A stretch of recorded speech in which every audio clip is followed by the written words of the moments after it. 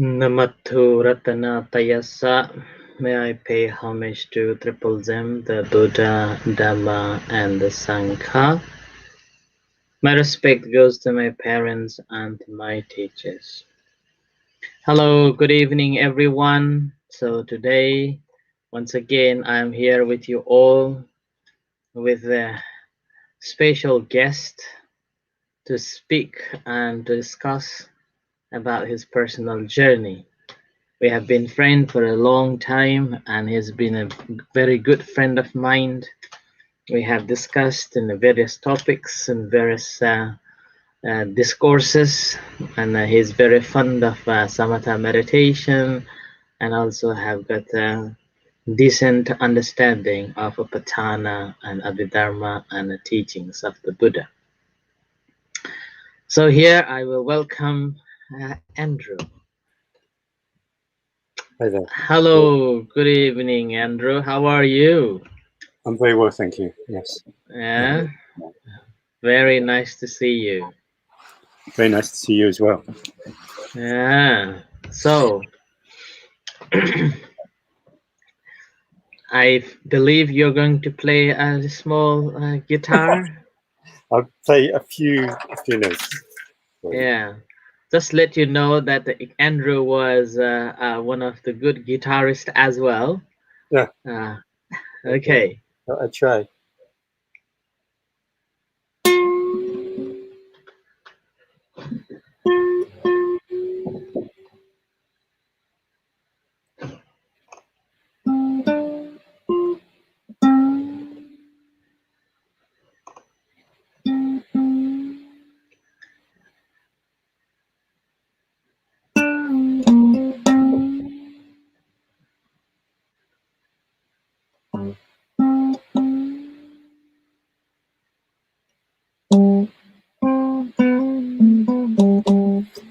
I'm missing a string, it's too difficult. Was an attempt to be Pink Floyd, but a failed attempt, so I'll leave it there. But I do think that it's a very mindful kind of music. So I do Yeah. Okay. So, can you give us your small background? Where were you born, and what makes you come to Buddhism, and how did you come to contact with the Buddhism? Well, my first contact with Buddhism, my first real contact with Buddhism was when I went to Nepal, and I went to stay in a place called Swayambhu. Now, Swayambhu means the self-arisen one. So, in the mythology, the stupa was supposed to have arisen by itself when one of the gods, I don't know if it was Vishnu or Brahma, put a fork in the earth. And Manjusri. yes, Manjusri. thank you, Manjushri. Bodhisattva Manjusri. Put a fork Yeah. in the earth and created the Kathmandu Valley, which of course Venerable John would know all about. So, and when he put that fork into the valley, well, it created the valley, and the valley was flooded with water. And in the water, a lotus flower was born. And out of that, Swayambhu, the stupa was supposed to have arisen. So they call it the self-arisen one. So I was just 20 and I graduated. And I've been doing a bit of anthropology and a bit of sociology and some economics. And I had some philosophical idea of the doctrine of anatta. And I had some kind of awareness of Buddhism, but I hadn't taken the plunge, if you like. So I decided to go to Nepal as my kind of graduation present to myself. And when I decided to go, I had a little kind of book. And on the front of the book, there was a picture of a village. Right. Like mud huts. So I thought I was going to a place like this, like in the countryside. So I arrived at Kathmandu Airport. I realised it's a city, you know. And I stay in a place called Freak Street, which is kind of at the time it was like a hangover from the 60s, 70s. And all the Hippies, yeah, hippies. Yeah. Janis Joplin and the So, cafe. so yeah. So were you a hippie party? So I was kind of like in this. Yeah, I mean, when I went to the cafes, it was like you could get stuck there. You know, you Mm. think you've been to Nepal, and then you leave. Luckily, I read my guidebook, and it said, you know, get out of Kathmandu and go and visit Swayambhu. So I did that. Mm. And when I was in Swayambhu, a friend I made there said, come and stay. So I got my rucksack and my sleeping bag and moved to just outside the Buddhist stupa. Mm. And over time, obviously, the stupa began to have a kind of effect on me. Mm. So as I stayed there longer and longer, it was kind of like going through worlds. You kind of go through a hippie world. You go through I went to Pokhara, went mountaineering, but then I came back to Swayambhu, and I just wanted to be near the stupa, and I couldn't understand why the villagers in Swayambhu didn't climb up the hill to the top Mm. every single day because it was so powerful. Mm. And it's a little bit like being in the world and kind of leaving the world, Mm. because you're kind of um, how can I explain it? Where I was originally staying in Fleet Street is a little bit like Camden Market. It's Mm. full of shops and stalls and market Mm. stalls, and so you kind of see all these sides of, you know, you go through all the people say before you leave, always haggle for the price, but then after a while you realize you don't really want to haggle because it's like £5 for or £25 for a jacket, which is so cheap. Mm. And so you move through these worlds on your kind of journeying, on your traveling, until eventually you arrive at, you know, you're looking for the real Nepal. Mm. Eventually you enter the Buddhist world. You start to read about the religion of the culture, and you start to enter more and more into that world. And you begin to let go of the other worlds. You no longer want to be a tourist. You no longer want to be in the mountains. You just want to be by the stupa, or I did. And so over a period of 6 weeks, I just kind of became more and more committed to just wanting to walk up to the stupa, walk up the big hill, round and round the hill, or climb up Mm. the stairs Mm. and be with Swayambhu. Mm. Of course, the mistake from Theravada point of view is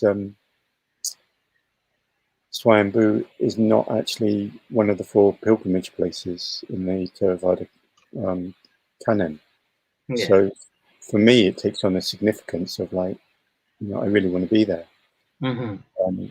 But it doesn't actually have, I've never found anything in the Theravada canon which sort of mentions Swayambhu. You know, it's more of a Tibetan, I guess, Vajrayana or Mahayana Well, place. in Theravada tradition, they're mentioned about the Swayambhu, but not the exact place. Mhm. Swayambhu is like the Buddha's nickname is a Swayambhu as well, someone who has self-enlightened. Yeah, I so didn't know. that is the Buddha. But the exact place where in Nepal we have is the Swayambhu, which we have in Nepal, is like a place which comes along with the Nepalese history. So that's the difference. So although in Theravada tradition, Swayambhu is not a pilgrimage site, but for Nepalese, it is a place where both Buddhist and Hindu practice born in Nepal, will go visit Swayambhu as a pilgrimage site for different reasons. You know? So that's why it is one of the holiest and pilgrimage site for Nepalese in Nepal.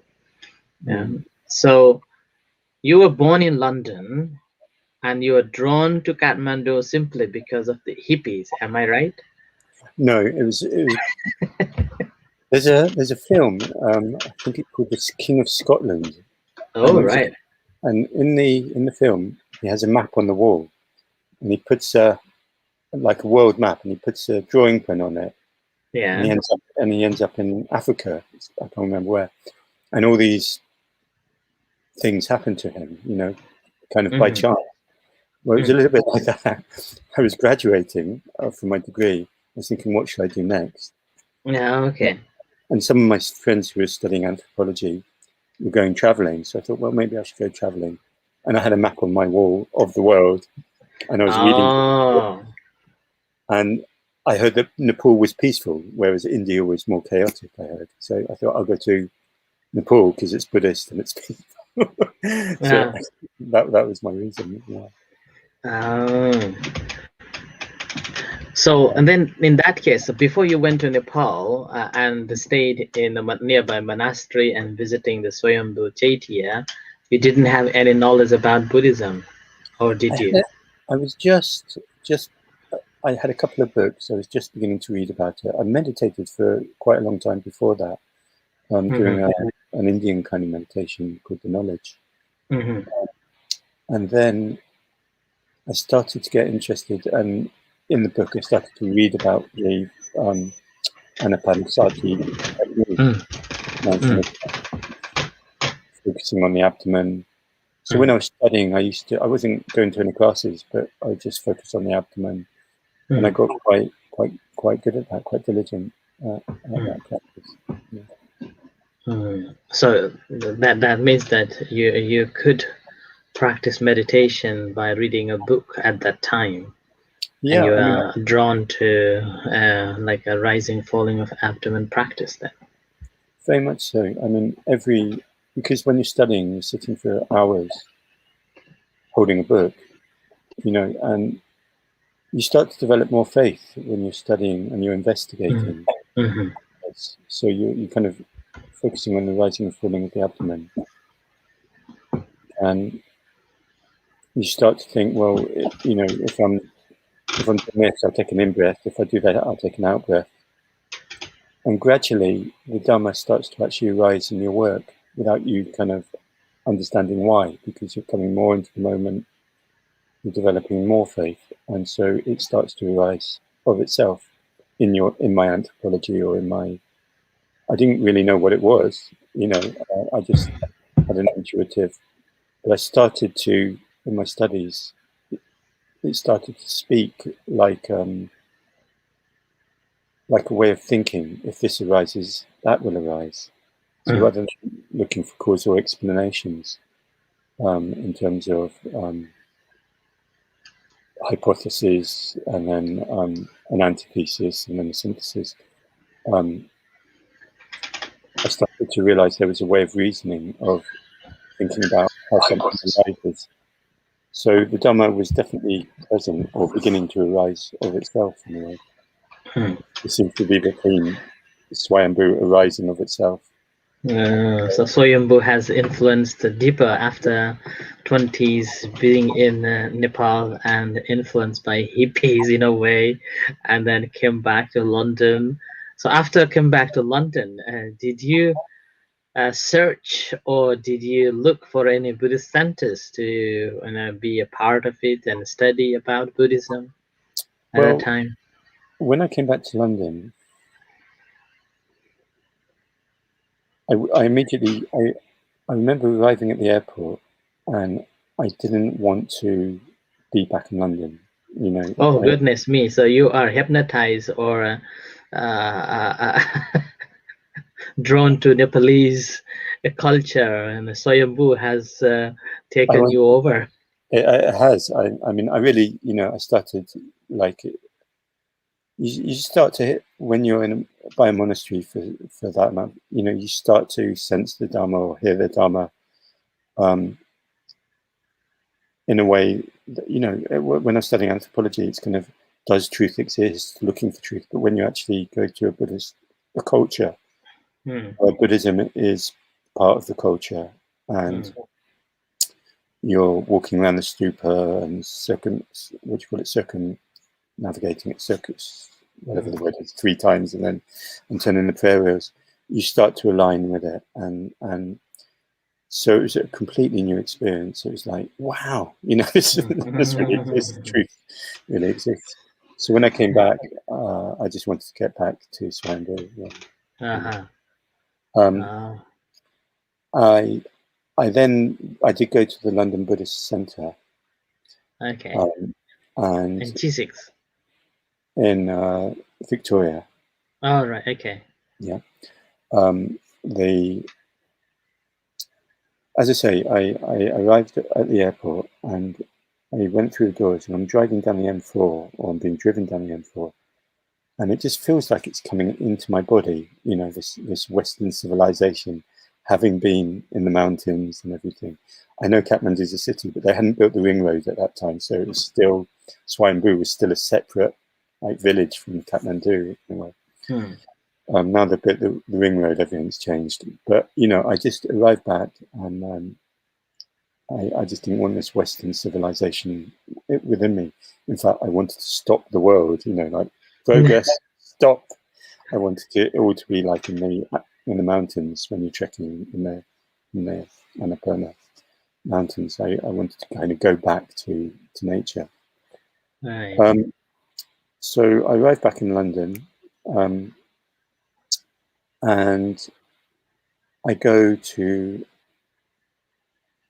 I eventually, a friend gives me some Buddhist books, and I go to the Eccleston Square, I think it is, and I go to my first Dhamma talk, and it's the Tibetan Wheel of Life. He's giving a talk.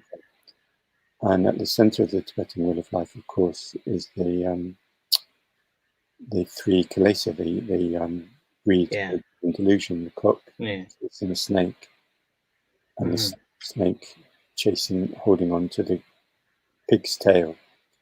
The pig, so the pig being greed, the cock being ignorance, and the snake being hatred.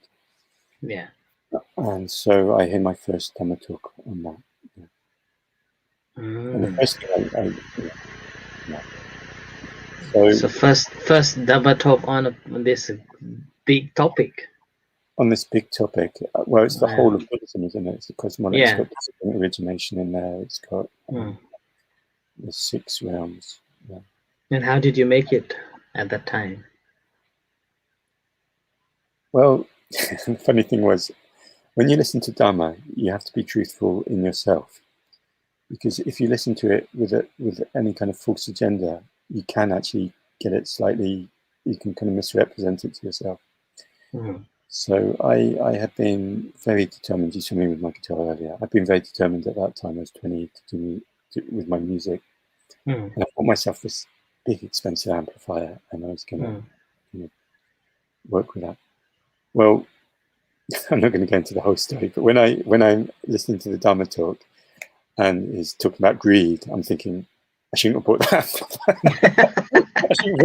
So the first thing I did was later on I sold the amplifier, and then I was really heartbroken. So sold the amplifier, and it was related to a relationship, and the girl was asking me to choose between her, and so it was all very silly. But I learned a lesson, and a teacher of mine later on told me, sometimes when people first hear the Dhamma, the first thing they do is try and just get rid of everything and sell everything. And this can be a big mistake. So if anyone's listening to this, unless you've got somewhere to go to, don't sell everything when you hear the Dhamma. Don't get rid of everything. Do it through the institutional means, Yeah. Use the Sangha. Yeah. Anyway, that's that story. So eventually and after that, what happens? Well, that was my career in London. So that was the end of the career when I saw So eventually I went back to university in Manchester, and I joined the Samatha organization. I saw a poster when I was doing my degree, and I went to one class actually as an undergraduate. But I was too independent, and I wasn't really that interested at that time. But later on, when things weren't going so well in London, I recalled the poster, and I thought, okay, I'll go back to, when I go back to university, I'll join the class. In fact, it was one of my reasons. I was kind of rebuilding my world. So, Andrew, can you tell us a little bit about the Samatha Trust and how you are practicing with the Samatha meditation? So the Samatha meditation is very good for mentally stabilizing the mind. So because it uses the breath as a long breath, in fact, it divides the breath into 4 different stages. It's very, very good for bringing the mind into sustained contact with the breath. And that, originally through that, I learned a lot of Buddhist theory. So I learned all about the jhana factors and the hindrances. So the first thing was vitakka, introducing the mind to the breath. And then once you've introduced the mind to the breath, then sustaining the contact of the mind on the breath. And then through that, investigation can arise into the breathing. When you start to investigate the breath, you begin to kind of become in contact with satya, or truthfulness, especially with the long breath. You're breathing long, you begin to see kind of truthfulness and integrity with that. If you breathe, follow the breath from the nose into the abdomen. And so I really like that, and I really liked having a community that helped me sustain my sila. I built up a certain amount of sila or morality before I started Buddhist meditation, but because I wasn't previously a Buddhist, it was easy to make mistakes. For example, when I was in the pool, a friend of mine said, "Oh, it's easy to do a scam on this or do a scam on that, and you're a student, and you think, okay, I'll try that, And so I lost my coat. I think I lost it on the aeroplane. So I went into the police station and I said I lost it in a cafe. Well, little did I know, the poor cafe owner got pulled into the police station, accused of stealing my coat. Okay? Because as a student, I'd recklessly just said this kind of fib. And and I walk into the police station, and there's the cafe. I walk back into the police station in the afternoon. There's the cafe owner, and there's also someone kind of tied up on the floor. And I think, my God, what have I done? So I said, I'm really sorry. I must have made a mistake. Maybe I lost it on the plane, But the lesson in that was, because before that I was doing kind of do-it-yourself religion or Buddhism or meditation. But what I realized from that is you can make mistakes when you do it on your own. Yeah. And how important morality is, and see that. So when I went back to Manchester, having a community who could support me in truthfulness, in the 5 precepts, basically, kept me on the path so that I didn't make those stupid mistakes because of ignorance, or you just don't know what is right and what is wrong as a student. But once you successfully walk on the path with commitment and undertake the precepts, then you're on the path safely, and that protects you and protects others. So and also the community, so it's a bit like Buddha Dhamma Sangha. It was a lay Sangha, but it was a community to walk who could guide me and protect me and walk with me. I think you have rightly said here that sila is very important. There are many people, well, generally there are Particularly in the West, people think that the sila is not that important. Even the dana is not important. And most of the people are just simply looking towards like a meditation, and I just need to meditate. I don't want to have any concept of the dana, the giving. I don't want to learn anything about the sila. Purely on the on the meditation. And then you touched the point here, saying that the sila is really important, which is really true. So. Well, I'll let you into another um, uh, story about that, which is when I was at Swayambhu, being 20, student, and being in Nepal, and at that time, certain things were legal in Nepal that weren't legal in England. So I'm thinking, wow, I'm at this really powerful place. I better try the local herbs. Okay. And again, it's not really a good idea, because when you're developing meditation, you're developing power, and you're developing strength, and without right aim, again, that can go wrong. So I'm in this very powerful place, basically a monastery with this very powerful kind of yang stupa. Tibetan teacher once called it a very yang stupa, very powerful stupa. And there I am trying to get high or whatever, and it's just too powerful, too powerful. So again, there's a friend of mine who became a monk. Used to tell this joke. He became a monk at Amaravati, or an Amgata, and the joke was that a young man undertook meditation and undertook sila, and the question arose, why do you undertake sila?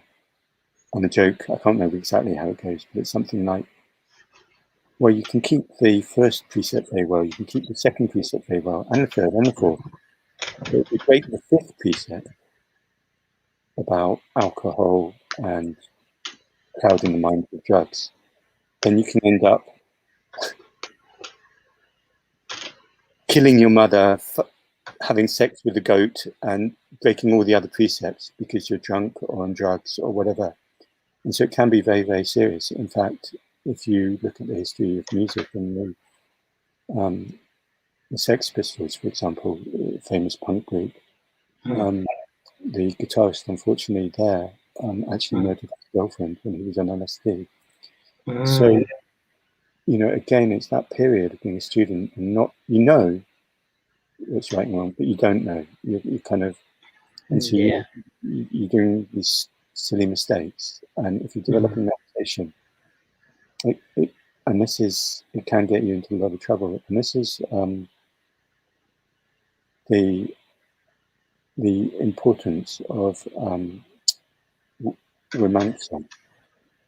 So at the very start, Venerable Sujan talked about that I have an interest in Patana and Abhidhamma, and I actually love Buddhist psychology now. And there's one quality called Vimamsa, I think I pronounced it right, which is where you check, am I going the right way or am I going the wrong way? And I think it's, let me get this right, there's virya, energy, and there's chanda, wish. So you start off with wish, and then you put energy into that wish. Now, there are different kinds of wish. For example, the wish to be enlightened, which is probably the highest wish, or the wish to go on holiday, or the wish to be a successful musician, or whatever it is. Okay, put the wish, and then you put the energy. Then the third one is the state of mind, chitta. And the final one is romancer, which is checking. Is this going the right way or is this going the wrong way? Now, if you look at someone like Hitler or some other leaders who I won't mention, you can have a very, very strong conviction and put a lot of energy into something. but it can go the wrong way. Mm. If you don't constantly check, the English idiom is the road to hell is paved with good intentions. So even though you may have good intentions, you may be putting energy in, you may be single-minded, but you may be paving the wrong path, you know. So it's very important to have that. It's like a rudder or antennae to check. And this is the third condition in the patana. And I just think, from my mistakes, it's so sila, vimamsa, and really it's ultimately right aim, that you're putting all that power that you're generating in meditation into the right aim. So that's it. Yeah. So that's a very, very, very good. What do you think about the giving a dana in a Western perspective? We know that we do know that dana is a very important part in Buddhist philosophy. That, however, because of this, has been introduced in the West recently. Many people think that dana is not that necessary. What would you suggest, or what do you think about it? Okay, well, I'm going to go back to Swinburne for a second. Okay, so there I am. Okay, there are all these Tibetan monks, which I'm amazed about, these young boys and all that. And I'm looking up at the stupa, and I'm looking at the rings at the top of the stupa, and I believe there are 10 rings. I believe the rings represent the purami. I can't exactly say there were 10 because I know that in the Tibetan system there are different number of purami. But I'm looking up at it, and something in my mind is saying to me, I love this. This is what I want. Mm. But I can't see a path, a straight path. I can't see a straight path yet. And it's just saying it, kind of almost whispering in my ear, you know. When I came back to England and I went to Manchester and joined the Samatha Association, because Samatha, I didn't know anything, because Samatha is Theravada, and it's very a lot of university graduates and professors and so on and so forth have developed it. It tries to get the path very clear, the Abhidharma, and so they taught me a lot about the Puramis. The 10 puramis, and of course the first purami is dana. So it gave me a straight path. I mean, the Buddha, when you chant, there's a chanting do it, Amavati. I think all the chants, all the monasteries do it. The Buddha divided the teaching into path and fruit. He was very clear, and it's lovely to have that every part of the path is described in detail. There's a Hindu Sadhguru, and he says, the Buddha always taught he taught so much, you always know exactly where you are. There's a map, there's a road. And that's what I wanted. So coming back to dana, it wasn't until I actually moved from Samatha to Venerable Mahalal, was teaching a chanting course in Wales for Samatha. And that was where I met him, and he invited me to his temple. And it wasn't until I started to work for the monks and offered dana monks that I realized how important dana is, especially if you have the opportunity to practice with the monks. I had practiced dana in Canada, and I had the opportunity to, for example, if a monk came to visit the center, we would wash the robes of the monk, or I would cook food when the monks came to visit the center. But it wasn't the same as having that direct connection in the temple or the monastery or whatever. And I realized that if I'm going to sow my karma or sow my seeds into the field of merit and the sangha, is the field of merit in the Itipiso chant. Mahalal translated that for me, that the Sangha is the field of merit that you need to sow into as a Buddhist. So this is what I realized I really want to sow into this field of merit. So I talk about horizontal dana and vertical dana. So horizontal dana, to me is like practicing dana to friends, or even my mother, or so in a lay organization, we might practice dana to each other. Whereas what I call vertical dana is giving to the monks. So it's traveling upwards as a lay person. And for me, the more I learn to do that and train in the temples to do that, the more merit I would get, and the more I conserve my energy, if you like. It's a Taoist principle. I want to get the maximum result for the minimum. If I put energy into something, I want to get the maximum return. So I don't really want to waste my energy cleaning the cafe or cleaning my house, or well, if I can earn so much more merit by going to the temple and cleaning the temple. So, or if I'm giving to, someone on the street or something like that, I don't want to do all my energy into that if I can earn so much more merit giving to the Sangha and buying a robe for Katina. So for me, true dana is they talk about 3 levels of parami. So they talk about paramatta parami. I think you can help me with this, Sujan. Dana parami, upaparami, and paramatta parami, 3 levels of danas. Thank you. So I'd rather work on the highest level of parami. Giving. I think the 4 Paramatta parami. Paramatta parami. I don't want to put a lot of energy into, I'm practicing generosity here, I'm practicing generosity here, when I can practice it to the monks and I can learn so much more on how really to give where it's necessary. So when I return to the layperson, perhaps I give the gift of Dharma instead, or I give something that's really of real value, because I practice the vertical or the Paramatta Parami. So yeah, I it's like being a banker. I want to get the maximum return on my investment. So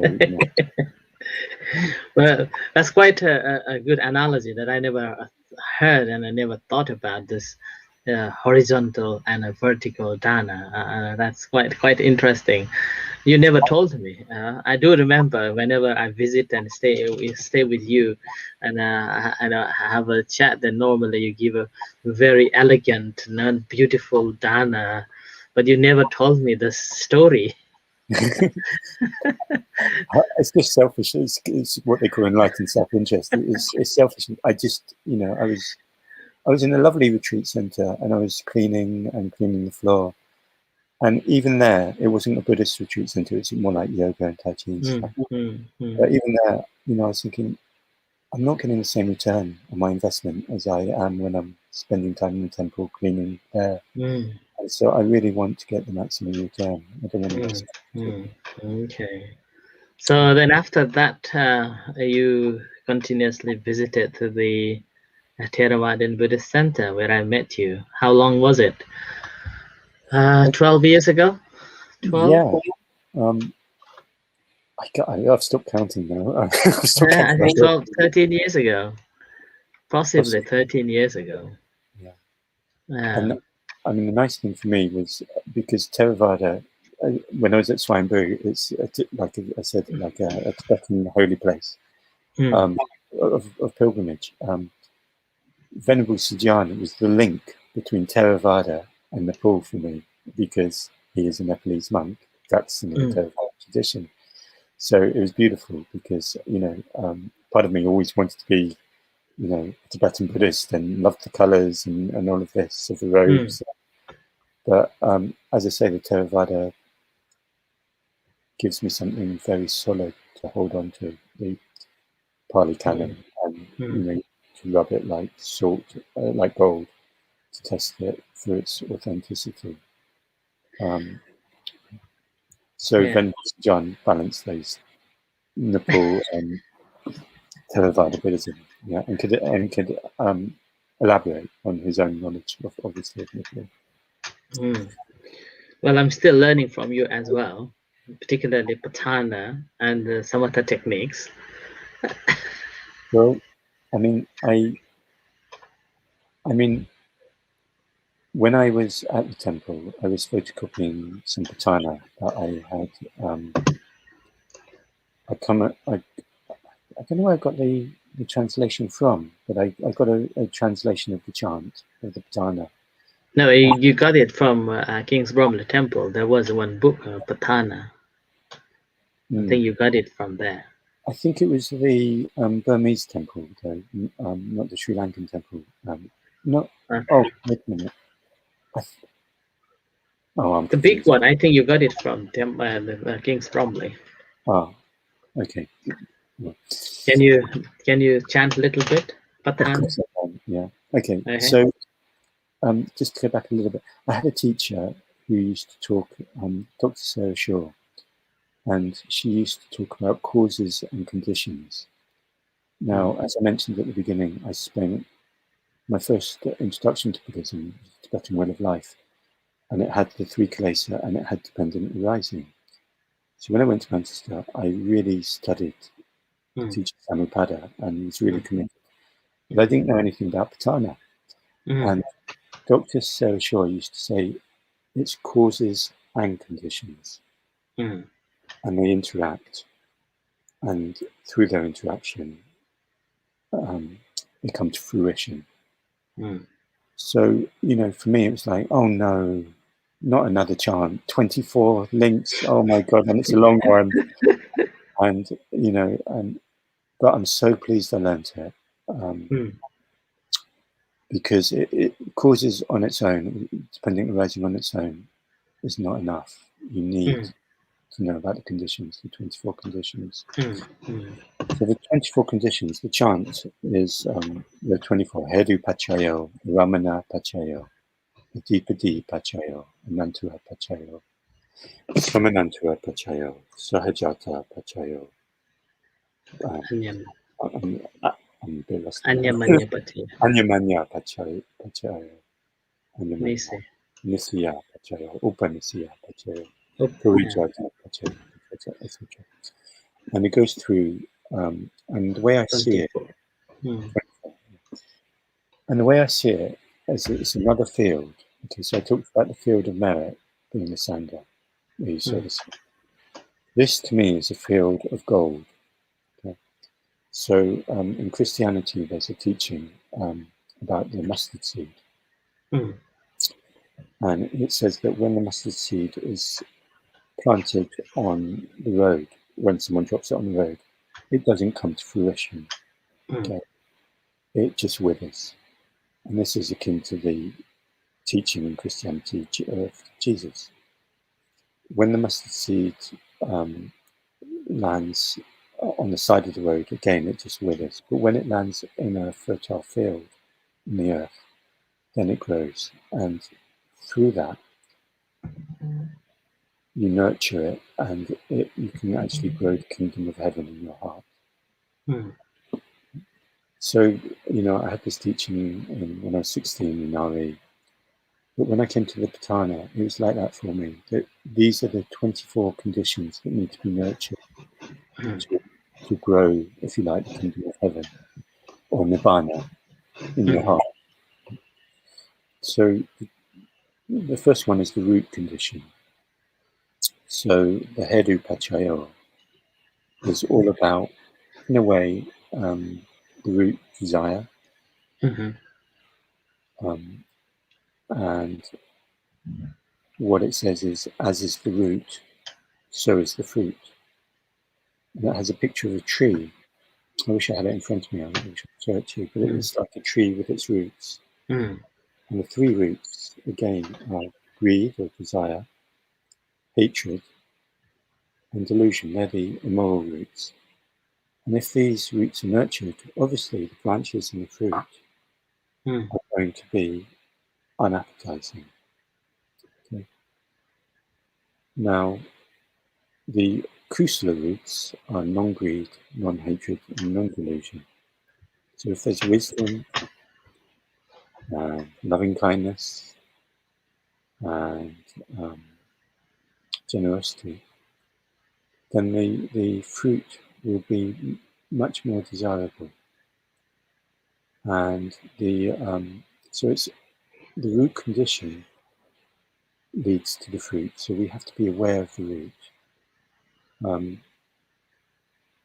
Now, there is a relationship between mind and body. So if the mind has the kilesas, the immoral roots, then that will also reflect in the body. And there's another teaching called the 24 Marks of the Great Man. And it says, that if the Buddha was supposed to be very, very, very beautiful, attractive, golden skin, long fingers, lion-like chest, and all these marks represent a kind of, on the body side, the rupa side, the enlightened mind. The nama and the rupa go together. So going back to the root and the fruit, when you see someone that you instantly trust, or you look into their eyes and you think they're an honest person, they're looking directly, courteously, with loving kindness, and there's a saying, "Don't make my brown eyes blue." So again, if the roots are kusala and generosity, wisdom, non-hatred, then the fruit will also be likewise. So when we see something we find attractive, there may actually be a very good reason for that. That's because that particular condition has been developed well. And out of that, dependent arising, what arises is kusala. What arises is towards enlightenment. So you have to get the conditions and the dependent what arises out of that correct. And that's why you have to be like a farmer, nurturing the conditions. So that's just the root condition, for example. But if you go on to the next one, the object condition, ramana, you have to get the objects right. So seeing Venerable Sujan through lockdown is such a relief because it's like the road, the object of veneration. The temple is an object of veneration. The monk, the shaved head, the symbols of the Sangha are objects of veneration. Or in your house, having the Buddha statue, the rupa, or all of these objects, or even Dhamma books, they have an effect, they interact with the mind. So rupa yatana, I'm so rusty now. Rupa yatana. Venerable Sujan, can you continue the chant for me? Rupa yatana. Chanda yatana. Tan sampayutaka Tang sampayutaka ng Dhamma ng Tan samutanane cha rupana. Rupa ng Arambana Pachayana Pachaya. So Venerable Sujan is very good at translating Pali, so I'll let him translate that. So Chanda Yatana. No, that's not Chanda. That's a Rupa yatana. Rupa Yatana. Rupa Yatana. Tan sampayutaka nature Dhammana. Tan samutanane nature Rupana. Aramana Pachaya. Yeah, that's right. Yeah. So, Chanda Adipati. That's Chanda. Oh, sorry, I'm thinking Adipati Pachaya. Shaku Vinyana Dhatu. Yeah, Chakku Vinyana Dhatuya, Tang Samutanananda Rupa ng Aramana Pachayana Pachaya. Yeah. Okay, so Shaku Yatana, not Rupa. Yeah. Shaku Yatana. So no Chanda. Shaku Yatana. So can you translate that for me? Chocolate and eye comes to contact with the object in connection with that the aramana pachaya aramat conditioning. Okay, so what that means is when the eye comes into contact with the object, so the object might be, for example, my mobile phone, okay, or it might be a Buddhist statue, okay. So when the eye sense door comes into contact with the object, the mind, there's an association that at the sense door, what arises is consciousness. And so what happens is that the state of mind that already exists is reconditioned due to that object condition. The object condition reconditions the state of mind that pre-exists. Okay, so this is what I love when you really take it apart and you actually learn the Pali, which I haven't, but you learn the Pali and you open it up and you take it apart and you go into the detail. So if you can repeat the translation again, Shako Yatana. Chakwetanang tang samuthananam charupanang aramana pachaya. So what's the Tan Sampayotakane Chidamana? What is that? Tang sampayutakanam chatamana in connection with those dhammas. That's right. So the eye object, the consciousness that arises at the eye when it has contact with the object, Tan Sampayotakane Chidamana. Can you repeat that again? The translation. In connection with those dhammas. So those dhammas could be, Venerable Mahalal translated it as the state of mind. Yeah. So in a sense, so that object, that impression it makes in association with the chitta, the state of mind, or the chitta dhamma. and chitta states, yeah. Yeah. So it creates a new state of mind. So the object condition is really important for the development of, if you're trying to develop an enlightened mind, or at least a more enlightened mind. So the object, if you can create objects in your house, such as more statues, or I know in Thailand they don't necessarily like the fashion of water features of Buddhists, but if you have them as objects of veneration and have right intention with them and bow to them, this cultivates the mind. This develops the path so that your house can become your own Dhamma, what do you call it, Dhamma palace. So I like the word Dhamma palace. Yeah. Maybe I need to change the center's name into Dhamma palace. Yeah. Andrew, unfortunately, we don't have much time today, so maybe next time we will solely concentrate on the Patana, and we will discuss on the Patana along with chantings. Unfortunately, we don't have time today. It's about to end. So at the end, could you demonstrate this finger meditation practice for us, and what would you suggest or encourage our listeners? We have a few listeners listening from around the globe as a newcomers. What would you say? And we'll end here. Okay. Thank you. So I'll just say this one thing. As listeners, okay, that is another sense door, the ear door. Yes. And the voice speaking is the object. So a Dhamma talk is a very crucial object. Now, hopefully, when I talk about the body, I'll bring in some Dhamma. So the body is an object as well, actually. The body. Here we go. So during this lockdown, we tend to close in and protect ourselves, and we want to distance and retreat and protect ourselves. However, it's like being in a cocoon, and you forget that the sky is still above you, and the trees are still growing and the flowers are still growing, unless you go for a walk, but to actually connect, to reconnect and reach out, is a beautiful thing. It's like coming out of this really small space and reaching through the bubble Mm. to the sky and saying, yes, I can touch the sky. So if you just raise your arms Mm. and raise your fingers and just reach up, and if you've got any windows, just look at the sky and try and reconnect, because we've become kind of disconnected. You connect through your fingers.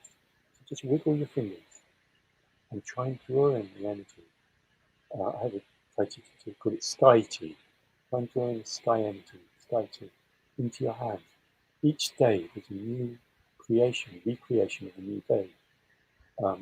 This beautiful sunrise, this beautiful sunset. Try and reconnect with that, connect with that, and draw it into your hands and into your fingers. Okay. And reach out this COVID-19 bad news and connect with it's happening every day. It's beautiful sunrise, it's beautiful sun, beautiful sky energy. And draw it in, accept it into your fingertips, and bring it down into your through your crown chakra, through your third eye, through your throat, and into your heart and into your belly. And it's like feeding yourself. You just fed yourself like a really warm breakfast, porridge. Mm. So you can nurture yourself in this way by reconnecting with the world. Coming back to the fingers, because I know we're short of time, the fingers are like senses. So if you imagine the leaves on a plant, and they're sensing, okay? So bring them alive. Just wave your fingers around and make them into these kind of senses. Now we're probably really stiff and creaking. I'm in really bad shape myself. Been working really hard at computers, this kind of thing, which is very much this kind of coronavirus. Computers tend to be a place we can kind of feel safe. We're not out in the world, so we're doing all this on the computer. So just kind of get some fluidity back into your joints and allow them to just notice the creaks. And it's actually really hard to move your finger very, very slowly and mindfully and investigate. Investigate the joints. Now, we might develop arthritis as we get older, or but by doing this every day, you actually start, fingers become soft again, like a baby. It's amazing. And you just do this, and it's very, very calming. If you're ever in a job interview, you can do this under the table. Just bring your fingers in. It's kind of like stroking a cat.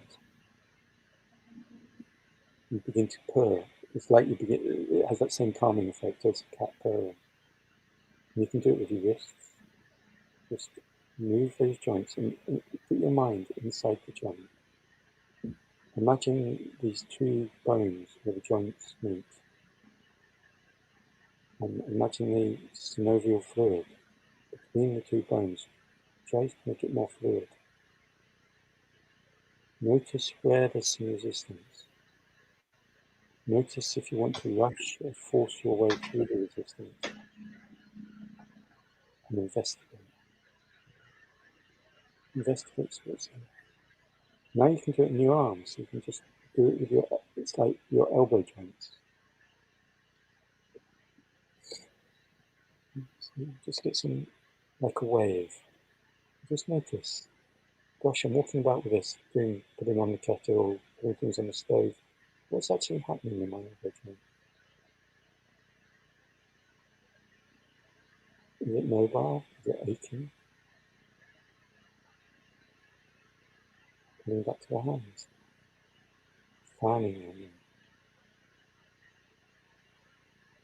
So you slow it down even more. It's like you can release energy through the hand. You can actually collect. It's like gathering energy, gathering the sun, gathering sound, gathering whatever it is. Taking it to the heart and then releasing the energy out through the fingers, out through the palms of the hand. The Buddha has wheels in the center of the palms. That mark having wheels in the centre of the palm, it's supposed to be to do with strong community, if I remember right. Creating a sort of strong community. Wheels in the palms of the hands, complete with hub and spoke. When you look at the Buddha's body and the statue, it's really good to contemplate them out and develop them in yourself. Imagine this wheel in the centre of your palm. Imagine your fingers are long and elegant like the Buddha's. Imagine that your nails turn slightly outwards. The marker of long nails is supposed to be to do with generosity. Long fingers and soft hands,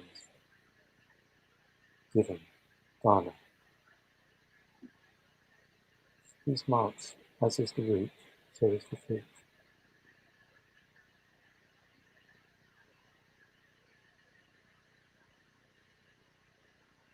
Okay. So thank you very much, Andrew, for a lovely evening and lovely, deep insight into the practice and insight into the Dhamma. We'll come back again in the future, purely talking on the Dhammas and the practice again. So thank you very much.